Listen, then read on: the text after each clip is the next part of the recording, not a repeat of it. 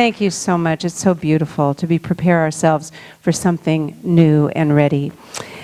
We established last month in December the month of gifts and holidays and presents, that each one of us is imbued with our own unique and special gifts, that there's a diversity of gifts and just one living spirit, one essence, that everything is derived from and of, and that is God, or creative intelligence, or infinite potential, whatever you call it. It doesn't matter what you call it, it's just to be aware of it. And our job is to recognize and know that we are the way that Spirit expresses, gets to create. We are the way that life shows up in so many beautiful ways, and we are continually evolving and growing. And so just being aware that we each have our own unique gifts within us, it's time to step forward to even a greater expression of who we already are. And that's what this month is about, activating the gifts that we are. And in order to activate those gifts, we have to create the space. We have to recognize and know that we are growing and evolving, and that we are here to be made new.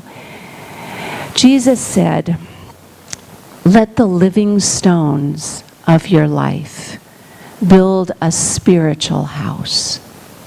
Let the living stones of your life build a spiritual house. Now, what are those living stones?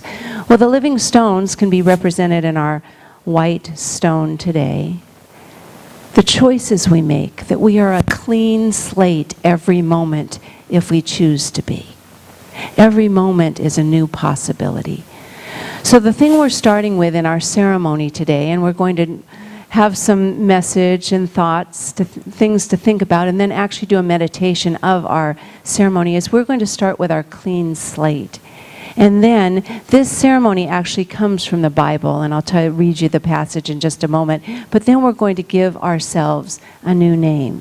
Now it says on your little card that the new name. Now some people choose new physical names. They go down to the courthouse or whatever they do and get a new name, and that's beautiful. There's a radical change in their lives. But you and I can make a radical change in our life right now by simply the name we call ourselves, inside out. How do we define and show up in the world? It says here, any name or word of inspiration that comes to you may be written on your white stone. And it is this stone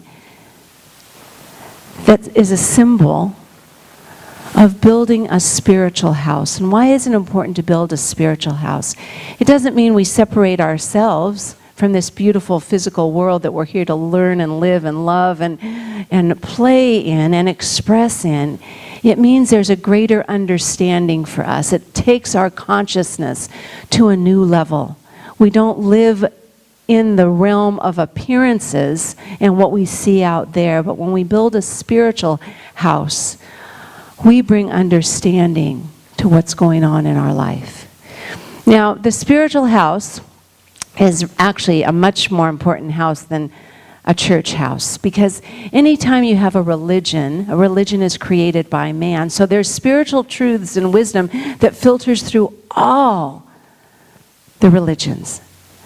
We know those spiritual threads that unite us all, whatever path we're on. But there's also the dogma that comes from being human. So when we build a spiritual house, we're uniting in oneness. And it reminds me of that beautiful quote by Rumi when he said, out beyond right doing and wrong doing, there is a field, and I'll meet you there. That's the spiritual field. And he goes on to say, when we lie down in that grass, words don't mean anything.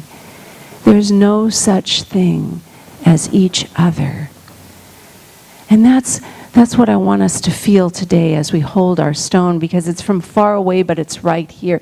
There is no such thing as far away. It's all right here for us. So I want you to hold this stone and recognize that we have a clean slate, that this stone comes from the Holy Land, the energy and essence of the holiness from which we are made. And it is white, and it's clean. And around the time that Jesus was teaching, there was a process that was done. Anyone that was imprisoned or in bondage when they were set free, when they were free from their prison or their bondage, they were given a white stone. And the white stone was a message that they were given a new slate, a new chance, a new opportunity to make a new choice, to change their lives. Now, this doesn't mean that we're doing something wrong to be imprisoned and we have to completely change our lives. But there's not a person here, let me just speak for myself, there's not a person here, I think, as me, that doesn't live in some kind of bondage. Because that's what happens in this physical world. We do judge by appearances. It could be old thought patterns, old habits. It could be an old consciousness that keeps us limited and small. It could be a race-conscious belief, a collective conscious belief that we've stepped into to believe that keeps us separate or in fear. And this is an opportunity today to clean the slate and open the consciousness, your consciousness, my consciousness, our consciousness, so we can build that spiritual home together. So just be aware right now, what is it that has kept me in bondage or kept me down from being the full expression of my potential? What is it today that I'm ready to let go of and release so I can really manifest and activate my goodness in this new year? What is it? So I want you to think about that right now. I'm going to read you the passage from Revelations, the last chapter in the Bible, that talks about this new white stone ceremony, the new stone, and I'm going to add a little bit to it, of course. Let anyone who has an ear to listen, anyone that has an ear to listen to what the Spirit is saying, to those who are called forth to hear, to have the faith to listen to that still small voice within. That's what I added. To everyone who conquers, and I say their fears, their limitation, to everyone who conquers, I will give some of the hidden manna, which is the energy, the hidden manna, which is the nourishment from heaven, the spiritual nourishment. To anyone who conquers the fear or thoughts of separation, I'll give you that energy to know we are spiritual beings having a human experience, and right here, right now, every moment we have everything we need when we're willing to break away, to step away, to move away from the attachment to the things, the appearances that keep us thinking differently than that life is limited, that we are small. So to anyone who's willing to conquer those fears, I will give a white stone, a clean slate. On the white stone will be written a new name, a new thought about yourself, a new inspiration of who you are, a name that no one knows except the one who receives it. So this isn't about sharing around in circles what your new name is and supporting each other in that. This is a very inward, internal journey of the soul. And names can be very important. A name change can be really a change that activates a newness in your life. And I know in the Bible they talk about many, many different name changes. And they don't ever say why people get name changes, but my feeling is names get changed when there's a dramatic shift in our lives, a dramatic newness that's calling us. And it can come from inspiration, it can come from wisdom, and it can come from pain. But any time that we're ready to really have take a new step forward on our divine plan, our divine path, and to make more room for Spirit in our life is the time for a name change. I'm going to share 3 name changes from the Bible that I think could have significance to all of us, or at least I could really relate to. And one of them is in the first chapter in the Bible, Genesis, where God changed Jacob's name to Israel. Now, in those times, thousands of years ago, you didn't pick a child's name because it was the newest hot star on television or in the movies, or it was a really cool name that you liked and wanted to call your child, or you named a child because of their essence, because of their energy. And Jacob's name, Jacob, means trickster, clown, He was the one who pulled on your heels, it said. So he was kind of a fun kid, but a little tricky.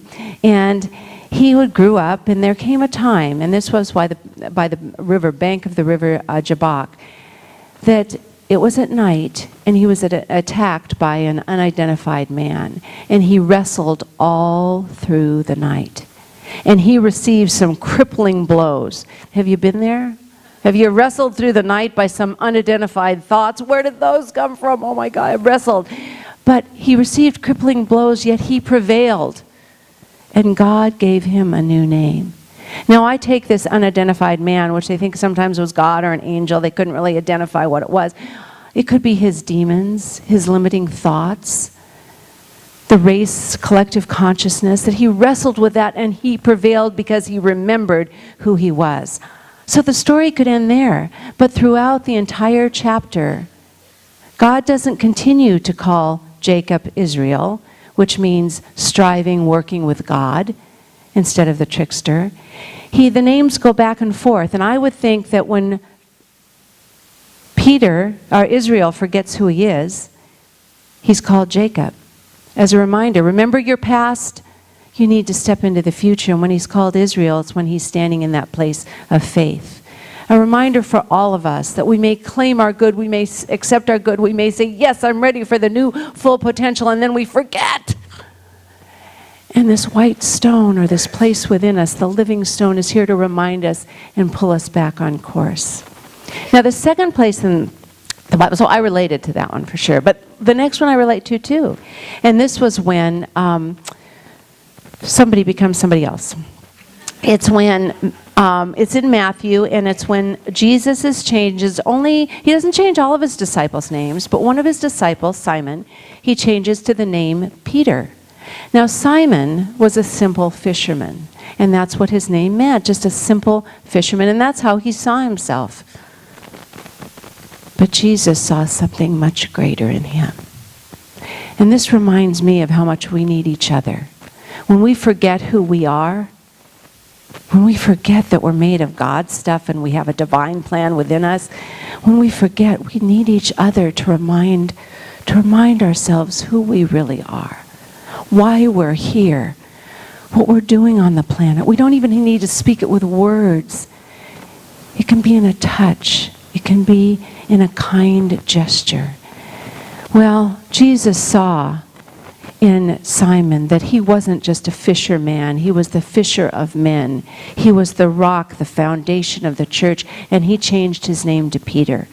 And I'll tell you, when somebody believes in you that much, it changes your life radically. And that's what happened. So sometimes we learn wrestling pain, and sometimes we learn by somebody believing in us deeply. And the third change is a little easier to remember. That was from Saul to Paul. I like the one-letter difference. But Saul means personal will. And Saul was a persecutor of the Christians, and he was a fighter, and he went out to battle. And then one time, he was struck by lightning, and he fell off his horse, and he was blinded for 3 days. And have you ever felt that, where life just whacks you one, a really good one?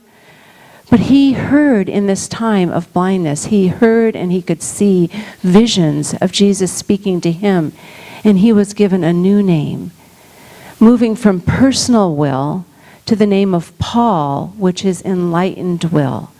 And that's what our gift and our purpose is all about. It's not just for us, although yes, when we're doing our will, when we're sharing our gifts, it's wonderful, but it's for the common good of all. And when we say we want to be a beneficial presence on the planet, that comes from the enlightened will of we're here for the good of all. So I think in those stories, it talks about, we can either get, make sense when we have a hard knock in life. But today, I didn't want to fall off a horse or be blinded for 3 days or wrestle with an unidentified man. So I'm going to give you this white stone ceremony to find your new name. Wasn't that nice of me? I thought it was much easier to do it this way. So it's for us to remember the power that happens when we change what we call ourselves. when we align with a new understanding of who we are to step into. But it takes 2 steps, just 2 steps. And one is we need to be willing to listen. We have to create the space to be quiet. And Jesus said, when you are silent, the stone will shout out. The clean slate, the newness, the livingness in you will shout out when you are silent. So we need to take time every day before we leave to create space to just be silent and connect and remember. And the second part is surrender. Now, the stone is white, and white stands for joy and victory and purification. But if you think about it, the white flag is raised at times of surrender. I give up my need to control. I give up my need to be right. I give up my blame, my resentment. We can't possibly move forward or be out of bondage if we are weighted down by resentment or anger or lack of forgiveness or judgment. Sorry. We can't do it. And it's a constant adjustment. But we have to raise that flag, the white flag, and surrender. I surrender to something bigger and better in my life. And I read this quote, and I really enjoyed what it said. It took me a few times to read it. It's from an American author and philosopher, Eric Hoffer. And he says, in times of change, learners inherit the earth. In times of change, learners inherit the earth. While the learned find themselves beautifully equipped to deal with a world that no longer exists. So what do you choose? Learner or learned? Let's be open and claim the space to be learners. So I'm going to invite you to unravel yourself, open yourself,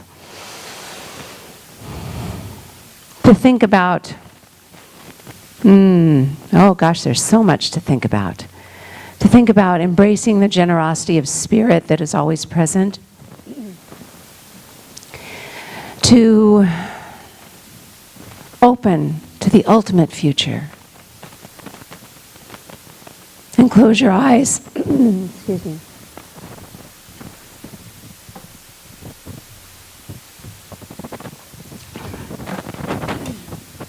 Close your eyes if you feel called. And just let that beautiful mind just melt and rest on the heart. The heart that connects heaven and earth. The heart that opens us up right now to be the learner. To be open and available to the newness that's calling right now. And to become aware of the activity of God, of love, of spirit, of life, of aliveness that resides within each and every one of us. To just be aware of that activity, the vibration of goodness that's in us.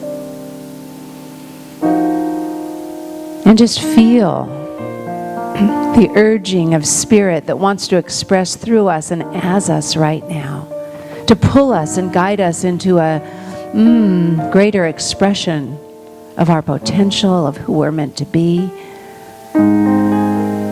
to create a new freedom in our life that unbinds us, unlocks us, that liberates us right here and now.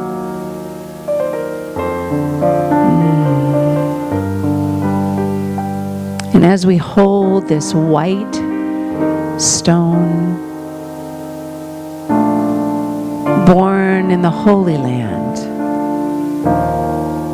We recognize right here and now that we are standing on holy ground.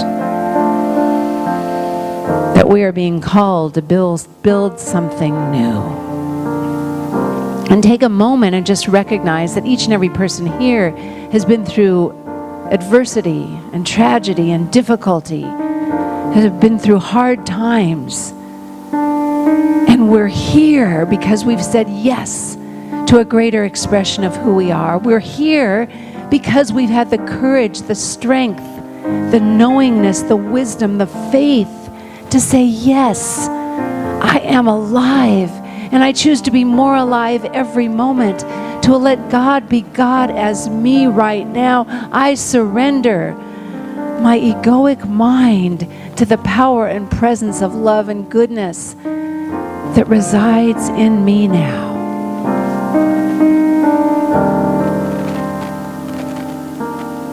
And I simply invite you to take a minute, a moment, to let Spirit shout out in its still small voice, in you, through you, as you, to give you a new name, a new inspiration, a new essence, vibration of yourself right now.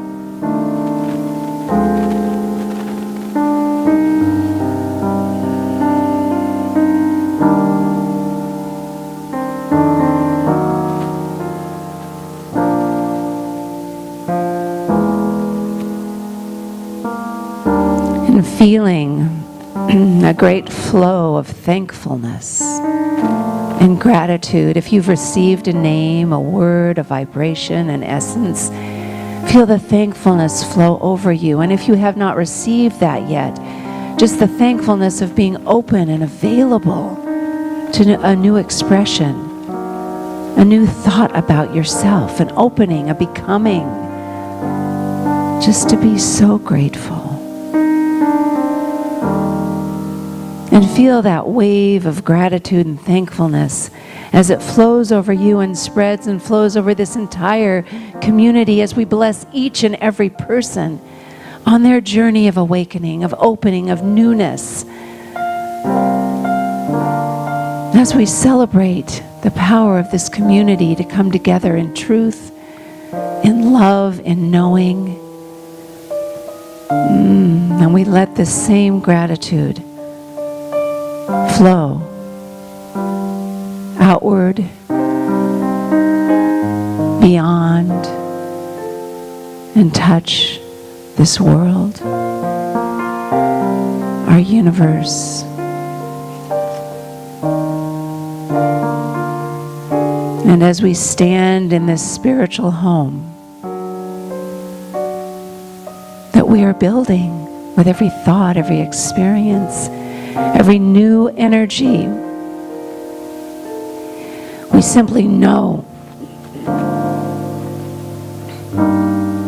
that we are standing right now on holy ground. And we welcome and know that the angels are here with us, guiding, directing God's thought, passing to man, the messengers of truth. We are not alone ever. And in that knowing and recognition, we simply say together, and so it is.